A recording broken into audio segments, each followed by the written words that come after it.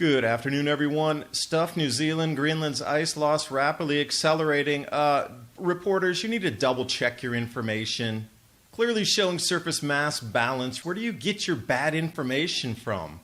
One more day of no sunspots on our sun, and we're going to be breaking records. Remember when Al Gore told us 10 years ago that the Arctic would be ice-free 5 years ago? Climate models definitely not reflecting global temperatures on the ground. And you see how the IPCC and their paid scientists are living in their own climate bubble. Perhaps they're trying to distract you from a multi-thousand-year cycle because you probably wouldn't pay your taxes, especially if it involved volcanic aerosols and rapid cooling. What are the scariest things that you think about that could devastate your retirement savings today? The Chinese trade war, stock market crash, the Fed losing control of the overnight repo market, a clear sign that there's trouble ahead. Gold sitting at 6-year highs. And isn't it time to think about gold and silver as a hedge against a full-blown market crash? Patriot Gold Group is Consumer Affairs' top-rated gold IRA dealer, where you work directly with an owner and avoid paying absurd broker fees. Call today or request a free investment kit. The link's in the description box below. PatriotGoldGroup.com.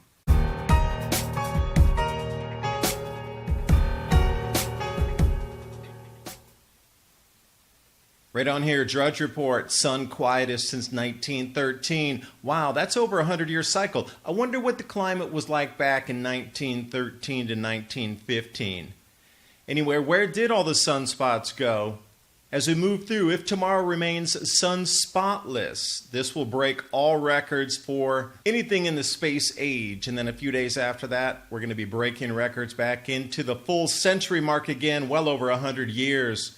So really, let's look at 100 years ago. Far left of the chart there, which is right at 1900. On the right of the chart is where we're heading into, solar cycle 25. Notice the similarities in low solar activity. And all the icebergs in the North Atlantic at that time, cooler. But jumping back to, say, 1510 and looking at how the climate has changed. Hey, how did it warm so much after the Sporer minimum? Wait a second, it warmed after the Maunder minimum too. What's happening? Looks like natural variability. And look, it warmed after the Dalton minimum too, and now they're blaming you, the people. They blamed witches in the 1600s, now they're blaming you. Always got to be a scapegoat for something natural, doesn't it? Cosmic rays increasing. Now, there'll be a 9-month delay between when we hit this very bottom of the solar minimum like we are now. We're really starting to see the uptick. So we go back 266 days. That's nearly the 9-month delay that we're looking at.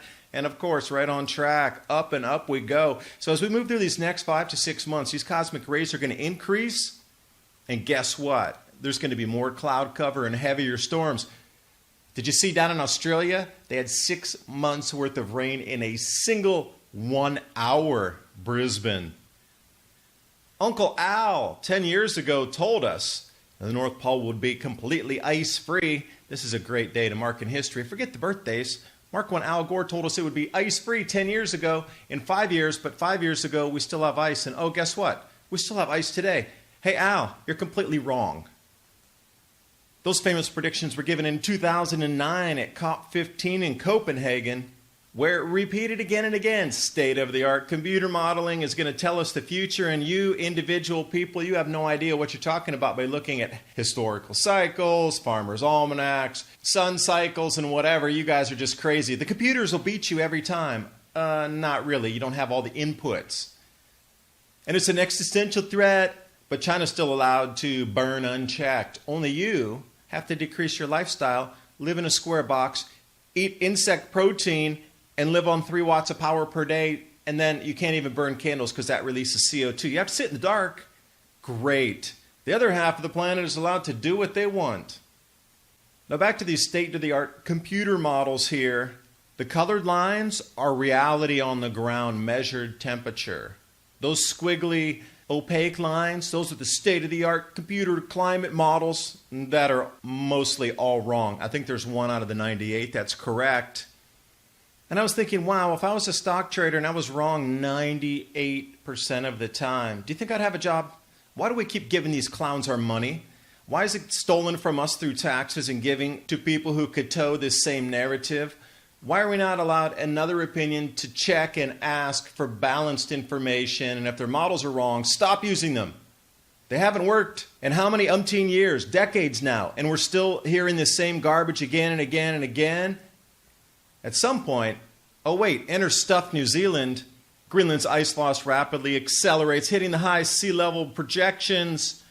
Stuff, I'm going to come out and say right away, how did you not back check this story? You put the links into the place where they're showing the ice charts that show an increasing ice, not decreasing, and you still put out it's decreasing twice as fast as the rest of the world, shedding more than 7 times as much ice each year.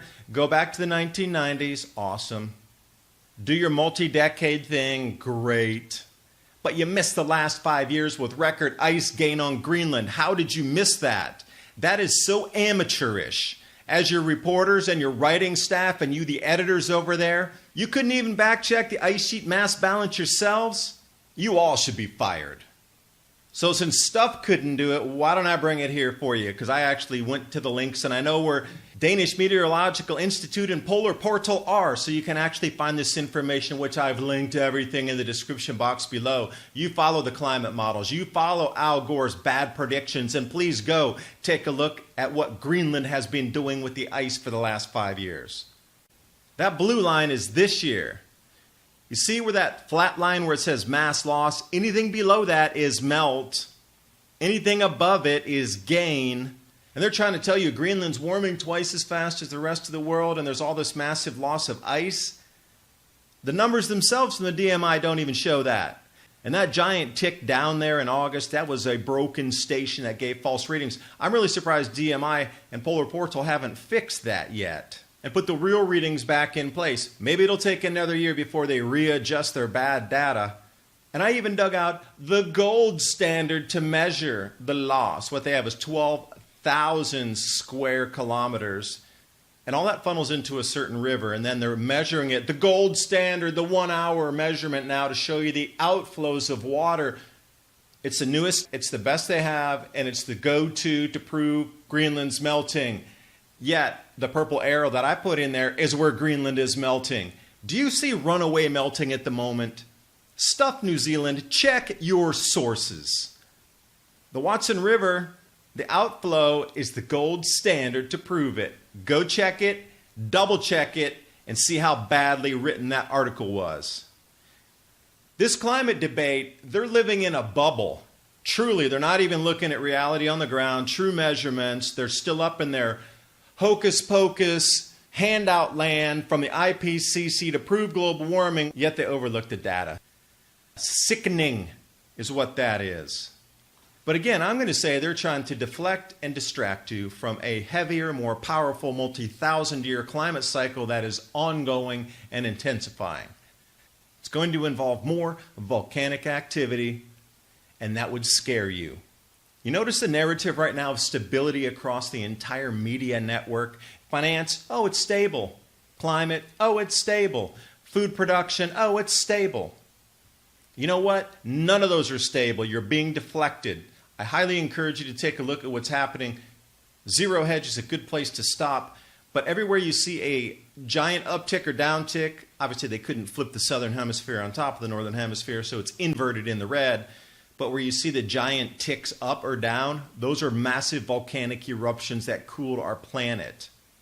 That white island is another signal that we're into an uptick in the southern hemisphere. And we see what's happening globally, eruption after eruption around the northern hemisphere as well.